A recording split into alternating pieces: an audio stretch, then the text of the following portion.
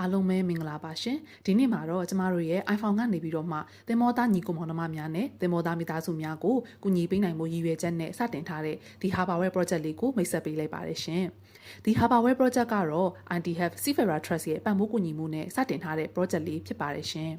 ဒီ Harborware project ရဲ့အဓိကရည်ရွယ်ချက်ကတော့မြန်မာနိုင်ငံသားသင်္ဘောသားညီကိုမောင်နှမများထိုင်းနိုင်ငံမှာခရီးတစ်ထောက်နားတဲ့အချိန်မှာသင်္ဘောသားညီကိုမောင်နှမများရဲ့ကျန်းမာရေးနဲ့နားခိုရာနေရာအဖြစ်နဲ့ပံ့ပိုးပေးနိုင်ဖို့ဖြစ်ပါတယ်ရှင်။ Harborware project မှာပါဝင်တဲ့အဓိကတာဝန်ဝတ္တရားတွေကတော့သင်္ဘောသားများနဲ့သင်္ဘောသားမိသားစုဝင်များခရီးတစ်ထောက်အနားယူရန်နဲ့ခိတ္တတဲခိုနိုင်ဖို့အတွက်ပြင်ဆင်ပေးထားခြင်း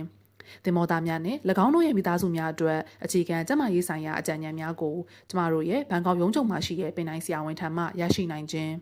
အစစ်မြင့်ကုသမှုလိုအပ်ပါကလည်းကျမတို့ရဲ့ဆရာဝန်နဲ့တိုင်ပင်ဆွေးနွေးပြီးတော့ထိုင်းနိုင်ငံမှာရှိတဲ့ဆေးရုံတွေနဲ့အထူးကူတွေကိုချိတ်ဆက်ပေးခြင်းလိုအပ်ပါကလည်းဆေးပညာဘာသာပြန်ဝန်ဆောင်မှုကိုရရှိနိုင်ခြင်းရုပ်ပိုင်းဆိုင်ရာစိတ်ပိုင်းဆိုင်ရာကျန်းမာရေးပိုင်းဆိုင်ရာပညာပေးအကြောင်းအရာများကို Facebook, TikTok နဲ့ YouTube တို့မှာဖန်တီးပေးခြင်းစသည်တို့ပဲဖြစ်ပါတယ်ရှင်သင်္ဘောသားညီကိုမောင်နှမများအဆင်ပြေအောင်လို့လဲ iPhone ရုံးချုပ်ကိုသူဝနာဘူမီလေးစိတ်နားမှာအဖွင့်လှစ်ပေးထားတာဖြစ်ပြီးတော့ iPhone အဖွဲ့ဝင်သင်္ဘောသားညီကိုမောင်နှမများအားလုံးကျန်းမာရေးအရာပဲဖြစ်ဖြစ်အလဲပတ်လာတာပဲဖြစ်ဖြစ်ခရီးအတွက်ပဲဖြစ်ဖြစ်ထိုင်းနိုင်ငံကိုရောက်ရှိနေမယ်ဆိုလို့ရှိရင်တော့ iPhone ရုံးမှာလာရောက်တဲကိုနိုင်ကြောင်းပြောကြားရင်းနဲ့ဖိတ်ခေါ်လိုက်ပါတယ်ရှင်